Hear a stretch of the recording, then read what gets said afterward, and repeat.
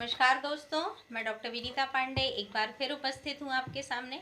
आज हम बात करने वाले हैं पूर्व बाल्यावस्था और पोषण पर। और विद्यार्थियों के जीवन में या बच्चों का जो जीवन होता है उसमें भोजन का और पोषण का कितना अधिक महत्व होता है। तो बाल्यावस्था में किस प्रकार का पोषण विद्यार्थी को होना चाहिए और उनका जो स्वास्थ्य है वो किस तरह से होना चाहिए।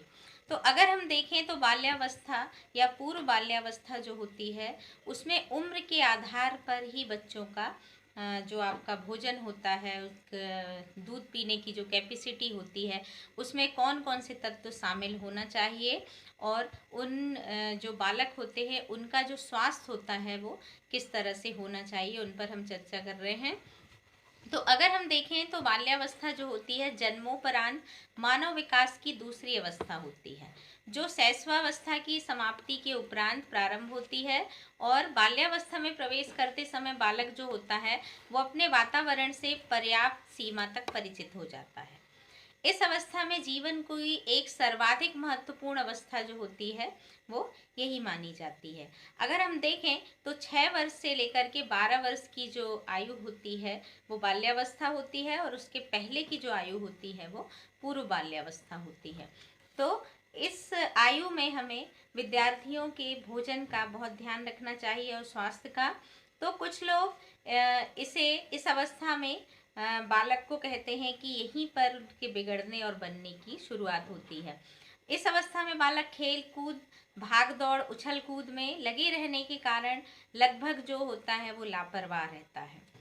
बाल्यावस्था में स्वास्थ्य का सम्मत प्रकार से संतुलित होना बालक के कार्यों के उत्कर्ष पर पहुंचाता है और उसके सीखने की गति पर सीधा प्रभाव डालता है। इसलिए कहा जाता है कि इस उम्र में यदि आप बालक को कुछ सिखाते हैं तो वो बहुत ही जल्दी से सीख जाता है। तो सबसे बड़ी बात यह है कि इस उम्र में बालकों के जो स्वास्थ्य में समस्याएं आती हैं वो कौन कौन सी होती हैं।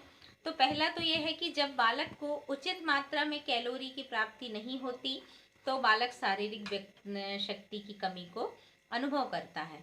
कुछ बालक अपनी आयु के अनुसार किए जाने वाले कार्यों में को उचित प्रकार से संपन्न नहीं कर पाते और अस्वस्थ बालकों का भार जो होता है वो सामान्य बालकों की तुलना में कम होता जाता है और ये तब बना रहता है जब उनको उचित पोषण नहीं मिलता है। और कुछ बालकों की जो अस्थियां होती हैं उनका विकास कम होता है।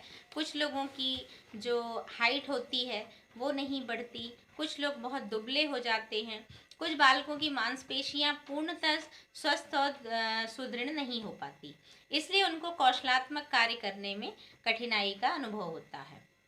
और बालकों के को त्वचा संबंधी रोग भी हो जाते हैं और त्वचा में कोमलता और स्निग्धता के स्थान पर खुरदरापन आ जाता है। कुछ बालकों की ज्ञानेंद्रियां सामान्य बालकों की भांति कार्य नहीं कर पाती तो और उनमें अनेक दोष उत्पन्न होते हैं। तो इस प्रकार से बालक का जो स्वास्थ्य है वो जैसे कम सुनते हैं बालक, जोर से चिल्लाकर बोलते हैं, कम दिखाई देता है ऐसे बालकों को। तो अस्वस्थ बालकों का मानसिक विकास जो होता है वो मंद गति से होता है जिससे बालक सामान्य बालकों से बौद्धिक और शारीरिक कार्यों में पिछड़ जाता है। कुछ बालकों में रोग प्रतिरोधक क्षमता भी कम हो जाती है, इससे बालक अनेक प्रकार के रोगों से ग्रसित हो जाता है। स्वास्थ्य समस्या के रूप में बालकों में रक्त की कमी भी हो जाती है और उनका पाचन तंत्र भी बिगड़ जाता है। तो इस गंभीर समस्या को यदि हम देखें तो यहाँ पर भूख और कुपोषण जो होती है वो प्रत्येक विकासशील जो देश होते हैं उनमें पाई जाती है।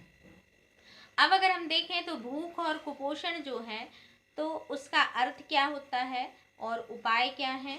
तो सबसे बड़ी बात यह है कि भारत में और इस प्रकार के बहुत सारे देश हैं जहाँ पर जनसंख्या की अधिकता है तो ऐसी जो बीमारियां हैं वो कुपोषण के कारण पैदा होती हैं क्योंकि परिवार की में प्रत्येक सदस्य को संतुलित भोजन प्राप्त नहीं हो पाता है। और अगर हम देखें तो इनमें खाद्यान्न की कमी पाई जाती है और उसकी कमी के कारण पोषण की कमी होती है। असंतुलित भोजन मिलता है, कभी कभी प्याज रोटी खा लेते हैं लोग। कई लोगों को ये पता ही नहीं होता कि हमको भोजन में क्या क्या खाना चाहिए। तो बालक की विद्यालयी प्रगति भी कुपोषण जो होती है उसमें उसके कारण रुक जाती है, और पोषण की कमी से उसका स्वास्थ्य जो होता है वो बहुत ज़्यादा प्रभावित होता है। और अगर हम देखें तो खाद्यान्न की कमी जो होती है या खाद्यान्न की महंगाई जो होती है वो भी कुपोषण का एक कारण बनती है, क्योंकि उनकी आर्थिक स्थिति में उन तक जितना पहुंच पाता है वो उसी आधार पर लेते हैं और भोजन करते हैं। तो अगर हम देखें तो हमारे देश में ये जो समस्या है बहुत ही ज़्यादा पाई जाती है कुपोषण की। तो कुपोषण सामान्यतः कुपोषण जो होता है वो कार्बोहाइड्रेट और प्रोटीन की कमी के कारण होता है, और कार्बोहाइड्रेट की कमी से शरीर क्षीण हो जाता है।